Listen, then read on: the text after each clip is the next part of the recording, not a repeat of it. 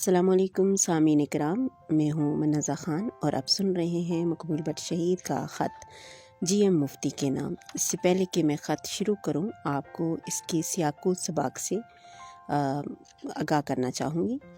یہ خط مقبول بٹ نے اس پر کوئی تحریر نہیں لکھی، یعنی سن تحریر نہیں کیا۔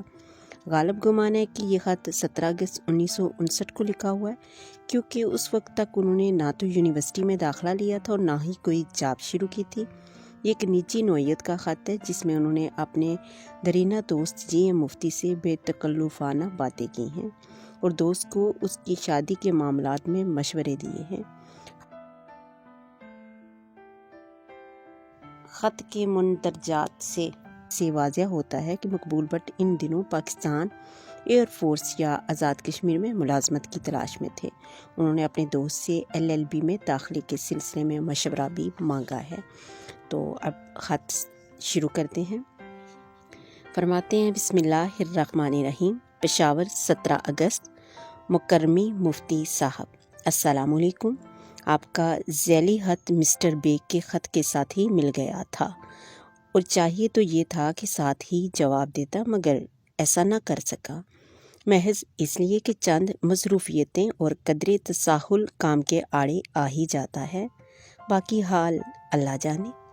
اگرچہ اس وقت آپ کو ایک طویل خط لکھنا چاہتا ہوں، مگر نامعلوم ذہن کیوں خالی سا ہو گیا ہے۔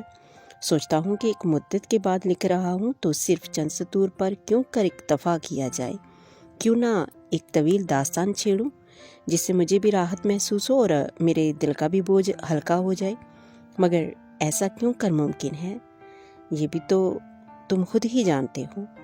ہاں، تو آپ کے خط میں چند ضروری مسائل کا ذکر تھا۔ میں آپ کو یہی مشورہ دوں گا کہ راولپنڈی خط و کتابت جاری رکھیں۔ دوسری صورت اختیار کرنے سے نہ تو آپ کو کوئی فائدہ ہوگا اور نہ فریق ثانی کو، دونوں خواہ مخواہ آگ میں کیوں جل جائیں، کم از کم روحانی تسکین تو ہوتی رہے گی۔ باقی رہا آپ کا کام تو یہ بھی ہو جائے گا۔ آپ سے کہا تھا 10-15 دن کی چھٹی لے کر چلے آؤ، دیکھتے ہیں اللہ میاں نے آپ کی قسمت میں کیا لکھا ہے۔ ایک کام تو خیر اپنے ہاتھ ہی میں ہے، آپ آؤ، اس کا سلسلہ شروع کیا جائے، پیسے بھی بنیں گے اور پھر آپ کی شادی بھی ہوگی۔ آج کل اکثر موڈ آف رہتا ہے کیونکہ کرنے کو بظاہر کوئی کام نہیں۔ ابھی تک ایئر فورس والوں نے بھی آخری کوئی فیصلہ نہیں دیا اور نہ ہی آپ کے آزاد کشمیر والوں نے۔ خواہ مخواہ ہمارے اضطراب قلب کو بڑھا رہے ہیں۔ کچھ معلوم نہیں ہو رہا کہ کیا ہوگا۔ خیال ہے کہ اگر پشاور ہی رہنا پڑا تو LLB میں داخلہ لیا جائے۔ کیا خیال ہے آپ کا؟ خالق پرویز کا ایک خط ملا تھا، خوب معذرت کی تھی اور میرپور میں ڈیپو شروع کرنے کی اطلاع بھی دی تھی۔ ندامت تو خیر ان کے ایک ایک لفظ سے ٹپک رہی تھی۔ لکھا تھا کہ ڈیپو سے کچھ روپے کما کر پشاور آؤں گا، مگر ابھی تک شاید روپیہ نہ کما سکے، اس لیے نہ آ سکے۔ میرے جواب کا کوئی جواب نہ دیا۔ ہاں، تو ہماری اپیل کا شاید ابھی تک کوئی فیصلہ نہیں ہوا۔ اس کی آخر کیا وجہ ہے؟ اس وقت بس یہی ختم کرتا ہوں کیونکہ موڈ بالکل نہیں بن پا رہا۔ شاید آپ کا اگلا خط مزاج کو درست کر دے، ضرور لکھنا۔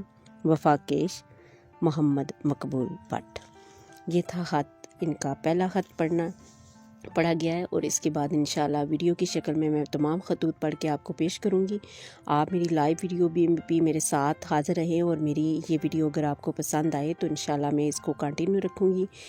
اس وقت مجھے اجازت دیجیے، فی امان اللہ۔